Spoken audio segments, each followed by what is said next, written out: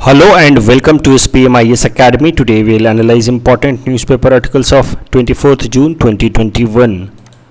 Please note you can download the PDF version of today's newspaper analysis by clicking the link given in the comment section. You can also download May 2021 magazine from our website spmisacademy.com. You can also join our WhatsApp group through the link given in the description section for more study materials. This is the list of the topics that we will be covering from today's newspaper, and the first article is taken from editorial segment. It is about border disputes of Assam, and this topic is important from our syllabus paper 6 Assam governance point of view. सबसे पहले देखते हैं कि north east के जो अलग अलग states हैं वो कब और कैसे बने हैं. तो ये हैं 8 नॉर्थ ईस्ट के स्टेट्स. अगर बात की जाए मणिपुर की और त्रिपुरा की, so they were princely states before independence and they joined India as a union territory on October 1949, and later on they were given full statehood in 1972 according to North East Reorganization Act of 1971. तो ये कानून लाया गया और इस हिसाब से ये जो दो यूनियन टेरिटरी थे तब तक त्रिपुरा और मणिपुर, उनको फिर स्टेटहुड दे दिया गया, मतलब इनको स्टेट बना दिया गया इन 1972. अगर मेघालय की बात की जाए तो it was part of Assam, but later on again according to this act, Northeast Reorganization Act of 1971, it was given full statehood in 1972.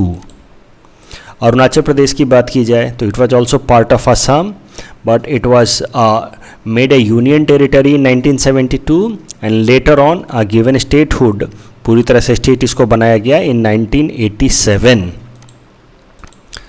Nagaland again part of Assam, given statehood in 1963. अगर सिक्किम की बात की जाए तो it was an independent state till 1975. According to 35th amendment it became associate state of India and later on again 36th amendment gave it a full statehood. Associate state से का मतलब था कि कुछ हद तक यहाँ के जो किंग्स थे, जो यहाँ के मोनार्क थे, उनके हाथ में भी कुछ पावर थे ज्वाइंट रूप से with union of India.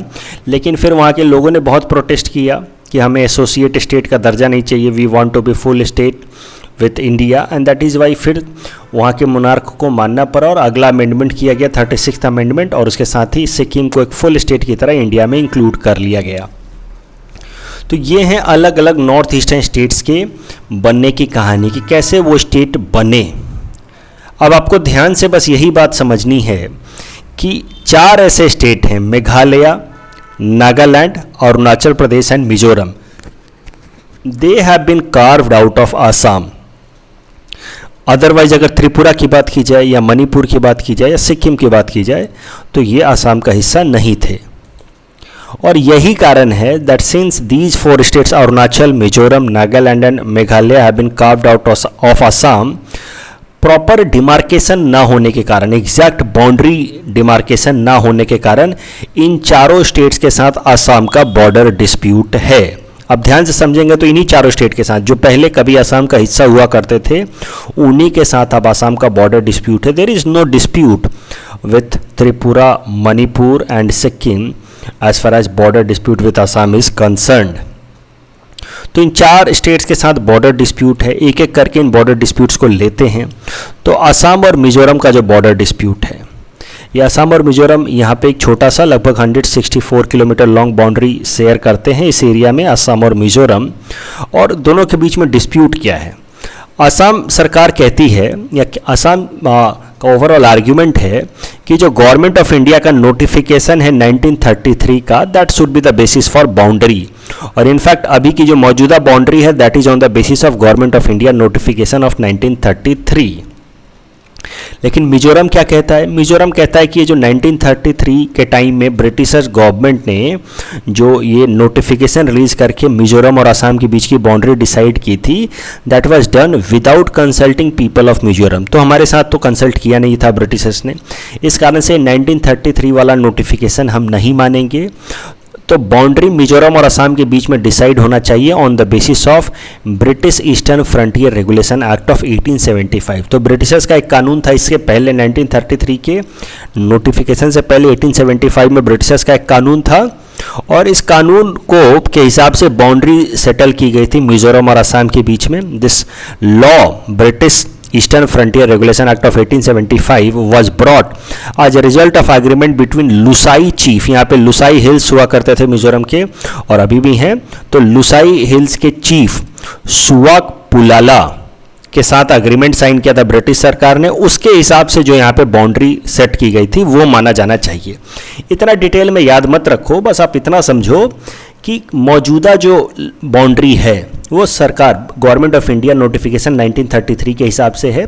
Assam सरकार यही चाहती है, जबकि मिजोरम ये नहीं चाहता। मिजोरम चाहता है कि एक पुराना कानून था 1875 वाला, वो होना चाहिए और उसके हिसाब से थोड़े बहुत टेरिटरीज असम के from Cachar and Karimganj district वो मिजोरम क्लेम करता है कि ये सब हमारा होना चाहिए। तो मौजूदा बाउंड्री को मिजोरम नहीं मानता। थोड़े बहुत और बाउंड्री या थोड़े बहुत और टेरिटरी वो असम के जो बाउंड्री डिस्ट्रिक्ट्स हैं कचार या करीमगंज, वहाँ से वो क्लेम करता है। अगर असम नागालैंड बॉर्डर की बात की जाए तो असम और नागालैंड का बॉर्डर लगभग 500 किलोमीटर लंबा है। To be very precise it is about 514 kilometre. और जैसा कि मैंने आपको बताया कि Nagaland got statehood in 1963, it was carved out of Assam only.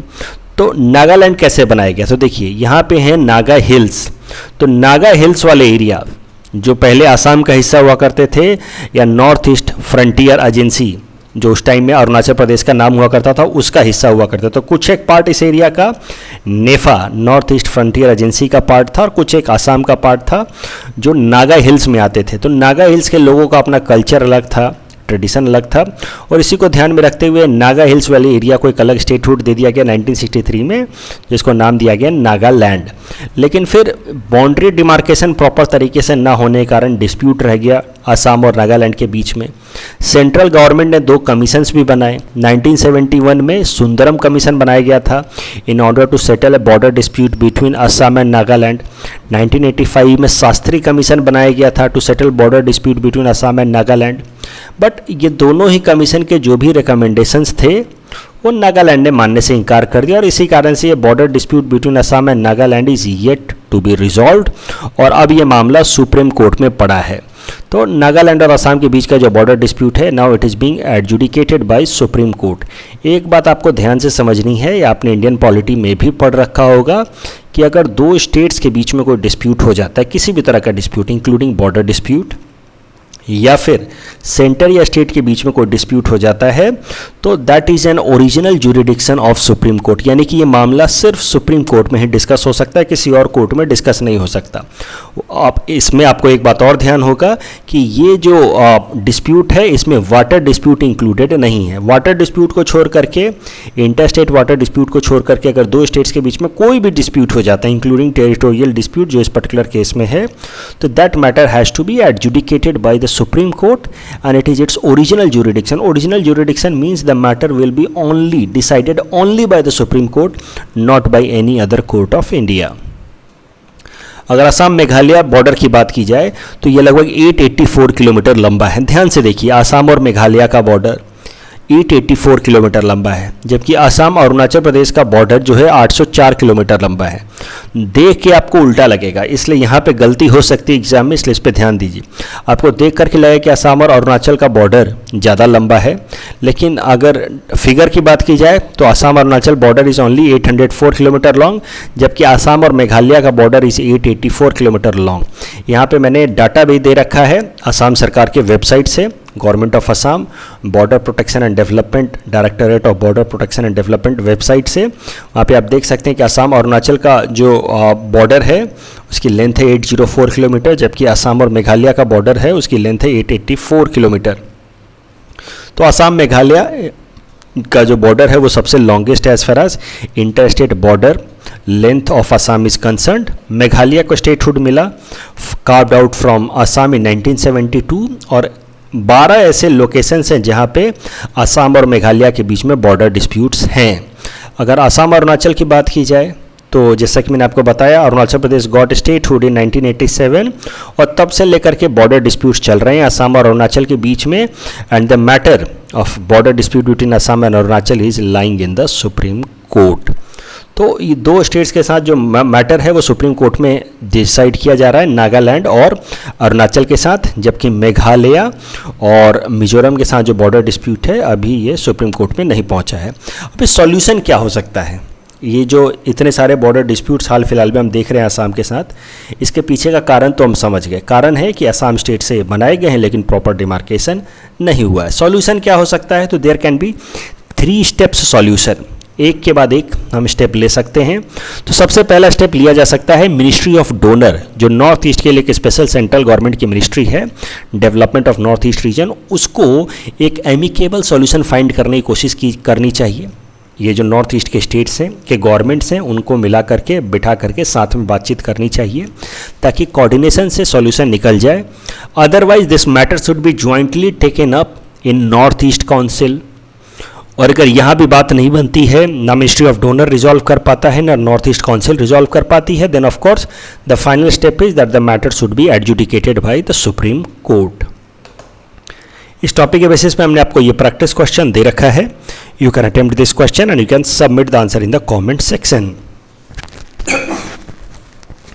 The next article is taken from international segment. It is about NSA's meeting at SCO, Shanghai Cooperation Organization. This topic is important from our syllabus paper 3, international agencies point of view.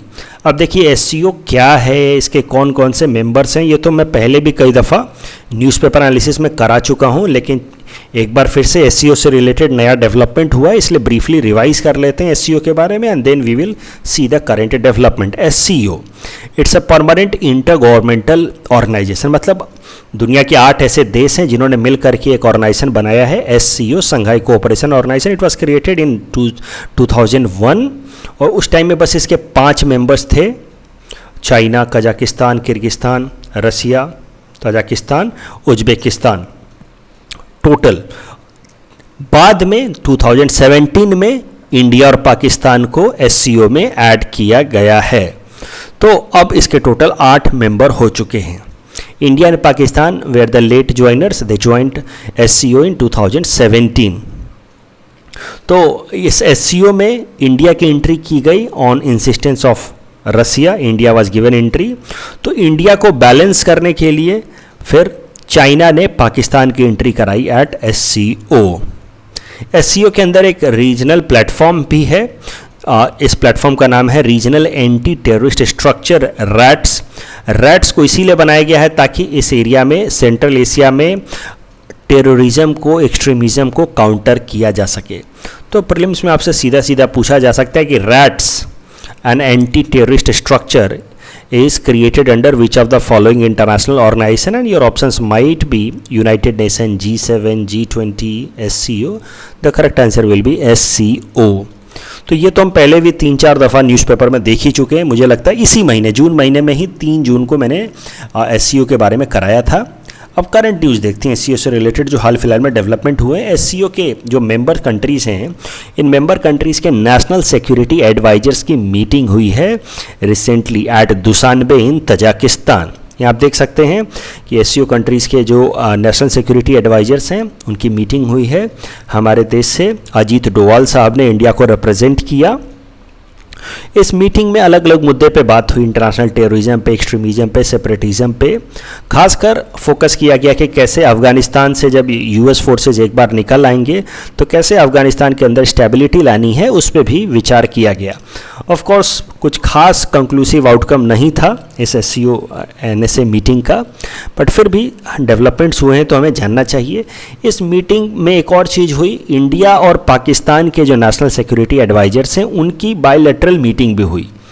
तो overall SCO platform पे तो मुलाकात हुई ही, उसके अलावा India और पाकिस्तान के जो नेशनल सिक्योरिटी एडवाइजर्स हैं उन्होंने अलग से साइडलाइंस में मीटिंग की and they decided to fight against threat of international terrorism. तो पाकिस्तान भी कहता है कि हाँ we will fight together against international terrorism.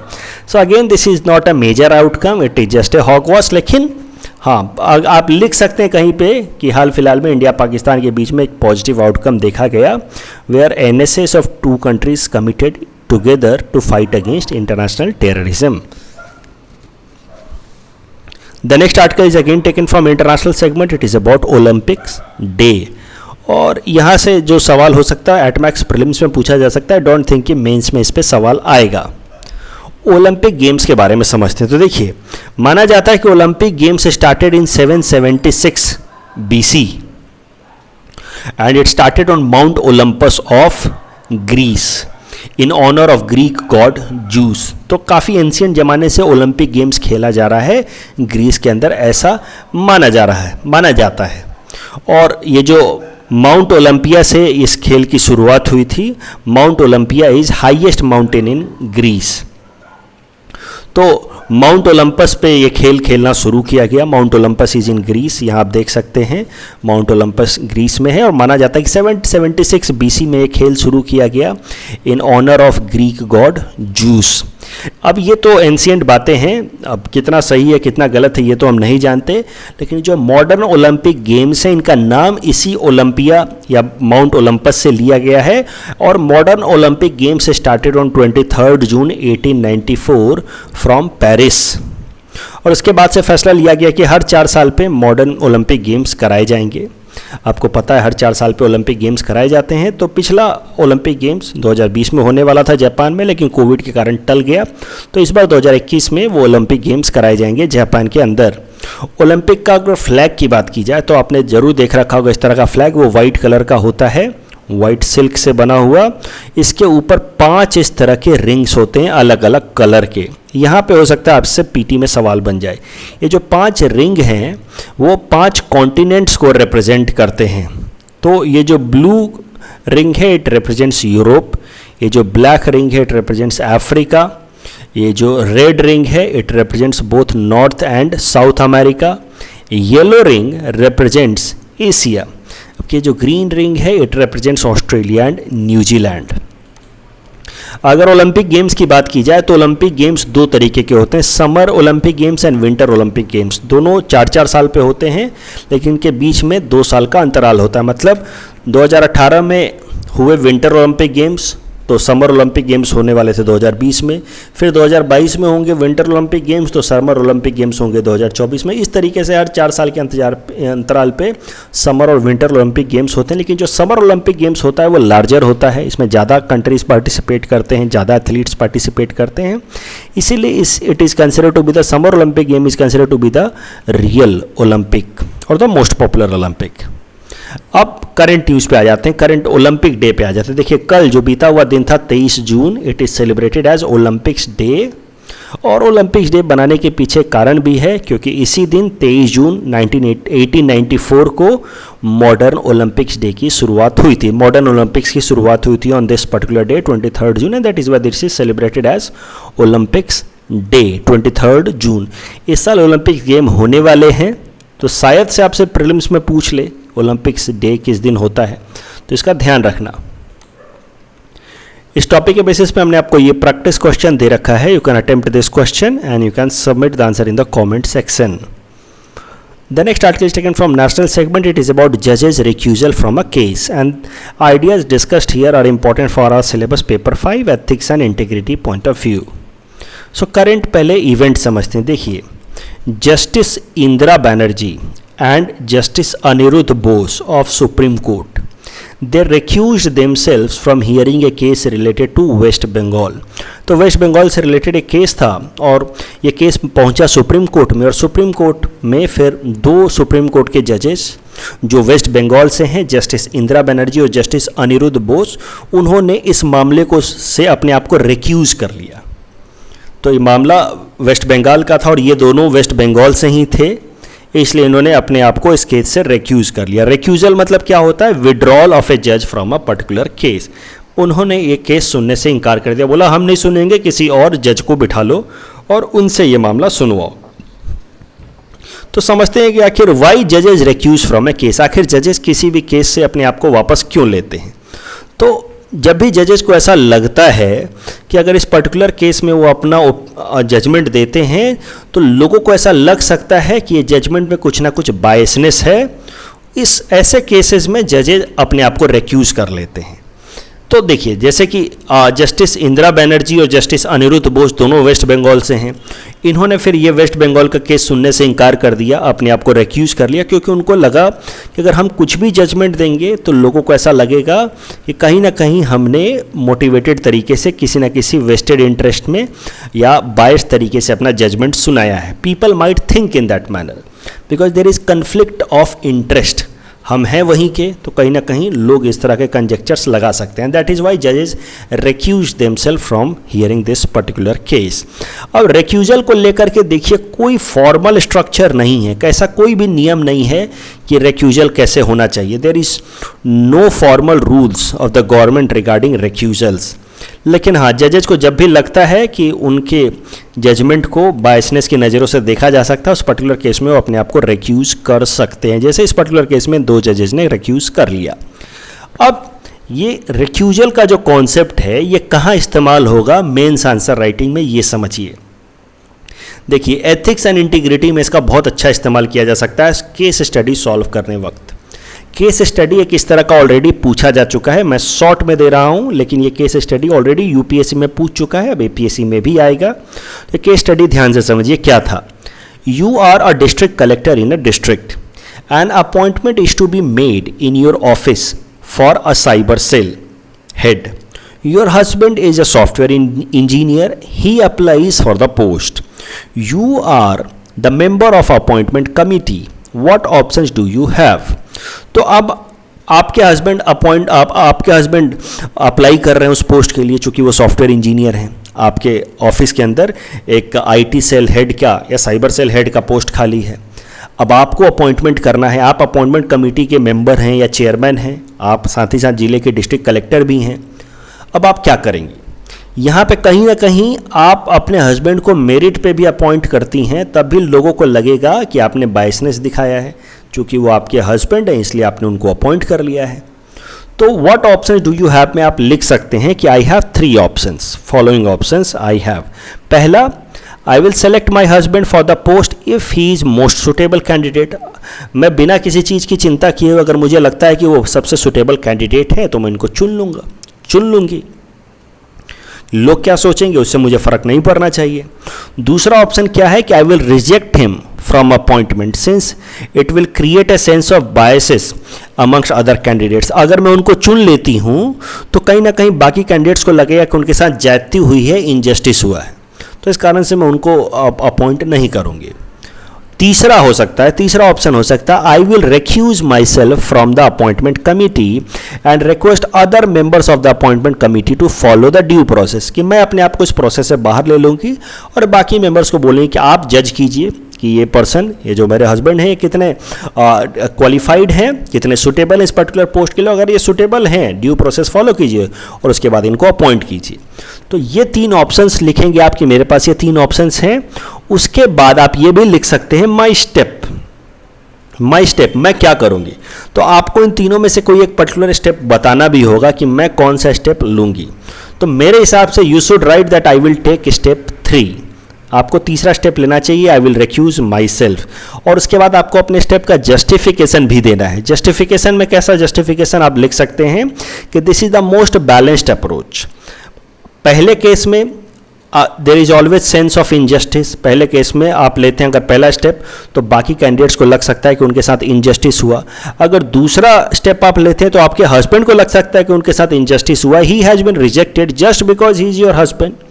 तो दोनों ही केस में कुछ ना कुछ इनजस्टिस है. तो दोनों से अपने आप को बचाने के लिए, दोनों पार्टी के साथ जस्टिस इंश्योर कराने के लिए और अपना इमेज भी सही रखने के लिए, अपराइट रखने के लिए तीसरा स्टेप सबसे अप्रोप्रिएट स्टेप होगा. अब एक बात और ध्यान से समझ लो, ये केस स्टडी जब मैं एक बार क्लास में करा रहा था इस तरह का केस स्टडी, तो एक स्टूडेंट ने पूछा लेकिन सर मैं तो लड़का हूँ और ये केस स्टडी तो फिर मैं कैसे लिख सकता हूँ कि my husband is applying for the post because I am a boy. भाई इससे फ़र्क नहीं पड़ता. अगर आपको लिखा है कि you are a district collector and your husband is there तो you presume yourself as a girl. या उल्टा है कि you are district collector and your wife is applying, so अगर कोई गर्ल कैंडिडेट है तो she should presume herself while writing an answer as a man. भाई अब वहाँ ये मत लिख देना कि since I am a man this case study is not valid for me, और since I am a girl so this case study is not valid for me, ऐसा मत सोचना. Next article is taken from Assam segment. It is about pygmy hog conservation program. This topic is important from our syllabus paper 6 Assam environment point of view. Pygmy hogs, पहले pygmy hogs के बारे में समझते हैं. बहुत छोटे छोटे size के pigs होते हैं, बहुत छोटे साइज के. In fact they are about 55 to 71 centimetre long. अब ये लेंथ याद नहीं करना है, लेकिन मैं खाली इसलिए ये लेंथ दे रखा है मैंने ताकि आपको पता चल सके कि इतने छोटे पिग्स होते हैं. उनकी हाइट हार्डली 20 से 30 सेंटीमीटर होती है. Tail is about 2.5 centimetre long. देखो इसके हाथ में एक वेल ग्रोन पिग्मी हॉग है. फुर भी कितना छोटा है. वेट हार्डली 6 से 11 किलोग्राम्स तक होता है. They are mammals of course. उनकी पॉपुलेशन लगातार घट रही है and that is why they have been categorized as critically endangered in IUCN red data book. और ज़्यादातर ये पिग्मी हॉग्स पाए जाते हैं in Manas tiger reserve of Assam, Manas wildlife sanctuary of Assam, and they prefer living in grassland areas. अब चूंकि pygmy hogs critically endangered है, उनकी पॉपुलेशन लगातार घट रही है. एक वक्त ऐसा था when it was thought that they are extinct completely. फिर पिग्मी हॉग्स को देखा गया इन मानस नेशनल पार्क. तो उसके बाद से पिग्मी हॉग्स के कंजर्वेशन प्रोग्राम को चलाना शुरू किया गया. और पिग्मी हॉग कंजर्वेशन प्रोग्राम के अंतर्गत क्या किया जाता है? This pygmy hog conservation program was started by government of Assam in 1996. इसमें एक पिग्मी हॉग कंजर्वेशन सेंटर खोला गया गुवाहाटी में. और फिर मानस से कुछ मेल और कुछ फीमेल पिग्मी हॉग्स लाए गए. 1996 में total 6 pygmy hogs were brought, 2 male and 4 female. और उनके बीच में ब्रीडिंग करा करके और ज़्यादा पिग्मी हॉग्स बनाए गए और उनको time to time Manas national park में जाकर के छोड़ दिया जाता है. तो यही किया जा रहा है पिग्मी हॉग कंजर्वेशन प्रोग्राम में. गुवाहाटी के अंदर सेंटर खोला गया है. मानस से पिग्मी हॉग्स ला दिए जाते हैं, ब्रीडिंग कराई जाती है. नए पिग्मी हॉग्स जो पैदा होते हैं उनको जाकर के छोड़ा जाता है. और यही करंट न्यूज़ आया है. आज न्यूज़ आर्टिकल में यही कहा गया है कि under pygmy hog conservation programme pygmy hog conservation centre Guwahati से 8 नए pygmy hogs Manas national park में छोड़े गए हैं. लेकिन अभी भी बस पिग्मी हॉग्स की पॉपुलेशन 142 तक ही पहुंची है. It is just 142. इतने सालों से, लगभग 25 साल हो गए पिग्मी हॉग कंजर्वेशन प्रोग्राम चलाते हुए. Still we have just 142 pygmy hogs, recognised pygmy hogs in Manas national park. The next article is taken from Assam segment. Again it is about transfer of ONGC stakes to Oil India Limited. Current news देखते हैं, छोटा सा news है. देखिए, हाल फिलहाल में petroleum ministry ने कहा कि ONGC को अपनी जो भी पुराने ऑयल प्रोड्यूसिंग वेल्स हैं या पाइपलाइन का बिजनेस है उसको बेच देना चाहिए और उसको नए ऑयल प्रोड्यूसिंग एरियाज़ में फोकस करना चाहिए ताकि आने वाले टाइम में ऑयल और नेचुरल गैस प्रोडक्शन को इंक्रीज किया जा सके. सरल शब्दों में भाई, पुराना जो भी ऑयल वेल अब डिस्कवर हो चुका है, जहाँ से ऑलरेडी प्रोडक्शन हो रहा है, उसको आप छोड़िए, किसी दूसरे प्लेयर को दीजिए. और चूँकि आप इंडिया के सबसे top most oil and natural gas producing company है, तो आप नए एरियाज़ में फोकस कीजिए नए पार्टनर्स के साथ ताकि इंडिया के अंदर ऑयल और नेचुरल गैस प्रोडक्शन बढ़ाई जा सके. तो ये पेट्रोलियम मिनिस्ट्री ने डायरेक्शन दिया ONGC को कुछ दिनों पहले कि पुराने आपके जो भी स्टेक्स हैं, जो भी बिजनेसेस हैं, उनको आप बेच दीजिए, नए पे फोकस कीजिए. अब इसको देखा असम सरकार ने, तो असम सरकार ने रिक्वेस्ट किया. हमारे चीफ मिनिस्टर हिमंता बिस्वा शर्मा साहब ने प्रधानमंत्री नरेंद्र मोदी को रिटन लेटर में रिक्वेस्ट किया है कि सर ONGC के जो असम के एसेट्स हैं वो ऑयल इंडिया लिमिटेड को बेच दिए जाए. तो हमारे यहाँ पे OIL है, ऑयल इंडिया लिमिटेड, उसको सारे के सारे ONGC के एसेट बेच दिए जाए. वैसे भी ONGC को बोला गया कि वो अपने एसेट्स बेच दे. तो इससे असम को फायदा क्या होगा? Why the government of Assam wants ONGC to sell its asset to Oil India Limited. तो देखिए, ऑयल इंडिया लिमिटेड मतलब उस पर असम का इन्फ्लुएंस बहुत ज़्यादा है. ये स्टार्ट भी हुआ फंक्शनिंग असम के अंदर. ऑयल इंडिया लिमिटेड के अंदर अभी भी 90% जो एम्प्लॉयज़ हैं वो असम से हैं या लोकल एरिया से हैं. तो मुद्दा ये है कि ऑयल इंडिया लिमिटेड के ऊपर असम का इन्फ्लुएंस बहुत ज़्यादा है. और अगर ONGC भी अपने एसेट्स, जो असम के अंदर के एसेट्स हैं ONGC के, वो ऑयल इंडिया लिमिटेड को दे देती है, तो ऑयल इंडिया लिमिटेड सबसे इंपॉर्टेंट, सबसे मेजर प्लेयर बन जाएगा असम के अंदर oil and natural gas produce करने वाला.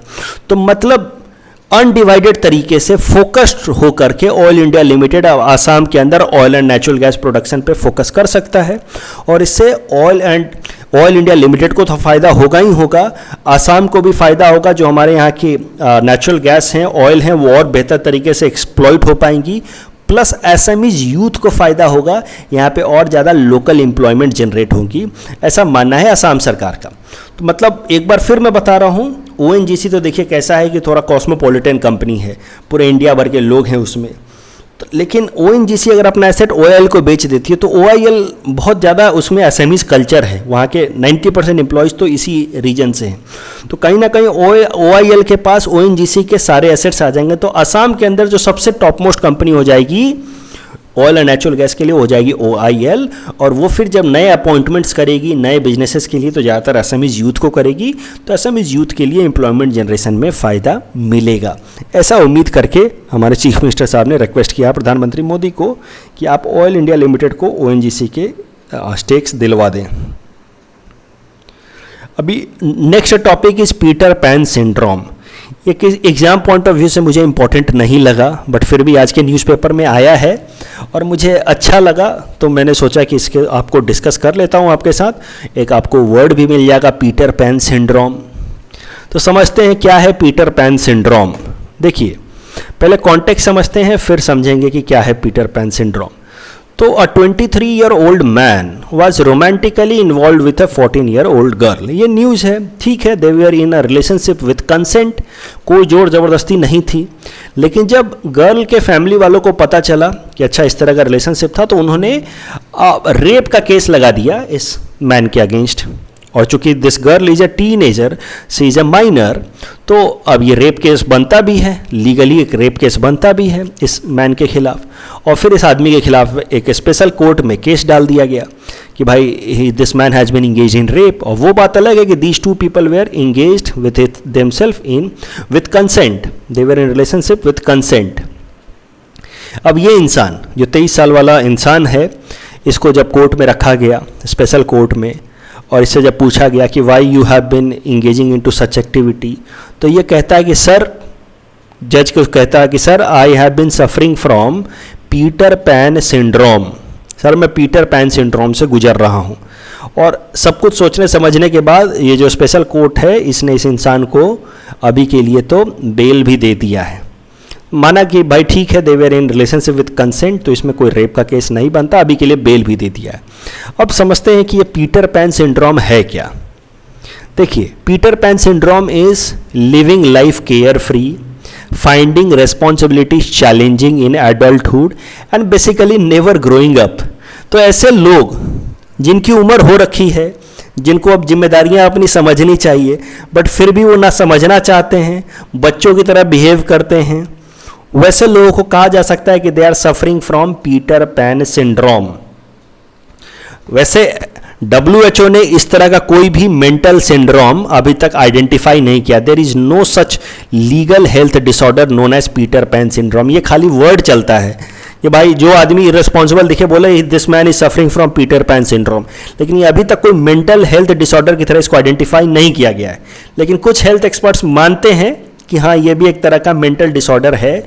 मुझे तो लगता है कि ये अच्छी बात है, इट्स अ बेटर थिंग कि भाई मुझे तो लगता है कि मेंटल हेल्थ डिसऑर्डर होता है कि लोग अपनी उम्र से ज़्यादा चिंता करने लगते हैं, जितनी रिस्पॉन्सिबिलिटी नहीं लेनी चाहिए उससे भी ज़्यादा सोचने लगते हैं कि मेरे ऊपर ये जिम्मेदारियां हैं। ये तो पीटर पैन सिंड्रोम का उल्टा मैं देखता हूँ अपने स्टूडेंट्स में। भाई पीटर पैन सिंड्रोम आपके पास है अगर, तो मुझे लगता है अच्छी बात है। You are enjoying your life, you are living life care freely, you are living your life happily, you are at least a life. हाँ, किसी को हार्म ना करो, किसी का कुछ नुकसान ना पहुँचाओ। बट ठीक है, पीटर पैन सिंड्रोम आपको एक वर्ड मिल गया इसलिए मैंने ये आर्टिकल कवर किया, but this is not a recognised health disorder so far according to WHO। इस बात का ध्यान रखना। In our segment, most probable prelims topics for upcoming UPSC, today we'll cover topic number 346 to 350. Topic number 346 is about UNHRC. It is an intergovernmental body within United Nations system responsible for strengthening protection of human rights across the globe. It has 47 United Nations member states who get elected by United Nations General Assembly for a 3-year term. It has the ability to discuss all thematic human rights issues and situations that require its attention throughout the year. Please attempt this question based on topic number 346. Topic number 347 is about Thalweg Doctrine. It's a legal principle used to determine boundary between two political entities if there is a waterway between the two political entities. The boundary follows the center of the principal navigable channel of the waterway, which is presumably the deepest part as well. तो अगर मान लो ये sir creek को लेकर के थालवेग principal लगाने की बार बार बात करता है पाकिस्तान, इनफैक्ट इंडिया, तो थालवेग प्रिंसिपल के हिसाब से ये सर क्रीक का जो बीच वाला लाइन होगा that should be the boundary between India and Pakistan. India sides thalweg doctrine of international maritime law to resolve Sar Creek issue with Pakistan. Please attempt this question based on topic number 347. Topic number 348 is Wagah border. It is located in the state of Punjab. इस area में है Wagah border, India Pakistan border पे. हाल फिलहाल में news में इसलिए था क्योंकि Afghan exports to India have been allowed through Wagah border by Pakistan. It has been done according to Afghanistan Pakistan transit trade agreement. Please attempt this question based on topic number 348. Topic number 349 is about South Asian University. It is an international university established by all 8 members of SAARC या South Asia, including Pakistan. This university is operational since 2010. It is located in New Delhi. Please attempt this question based on topic number 349. Topic number 350 is about Shukrayaan mission. It is a mission to study Venus. And Venus is often described as twin sister of Earth because of similarities in size, mass, density, bulk composition and gravity. And the satellite planned to be launched will be taken on board by GSLV Mach 2 rocket, not Mach 3. तो Mach 2 लेकर के जाएगा Shukrayaan mission को. Please attempt this question based on topic number 350. This is the answer question number 341 to 345 that we had given in yesterday's newspaper analysis. Today's question can be attempted by students and you can submit the answer in the comment section. We will be sharing answer of these questions in tomorrow's newspaper analysis. कल जो हमने practice question दिया था उसका answer देख लेते हैं. Crowding out effect, इसका करेक्ट आंसर होगा government is utilising resources that are already productive. भाई प्राइवेट सेक्टर तो उसका ऑलरेडी बेहतर इस्तेमाल कर रहा था, आप वो पैसा खुद ले लिया आपने, तो that is crowding out. Option B. कई सारे बच्चों को क्राउडिंग आउट और वो कल जो फर्स्ट टॉपिक था इकोनॉमिक्स का उसमें काफ़ी कन्फ्यूजन हो गया. आप बोल रहे थे कि सर इसको फिर से पढ़ाइए, तो ठीक है मैं इसको पढ़ा दूंगा किसी दिन, लेकिन अभी न्यूज़पेपर एनालिसिस में इसको दोबारा लेना संभव नहीं था. किसी और दिन कभी यूट्यूब लाइव आकर के इसको पढ़ा दूंगा मैं. Headquarter of North Eastern Space Application Center is located in Shillong. Correct answer option B. That's all from our side for today. Thanks for watching.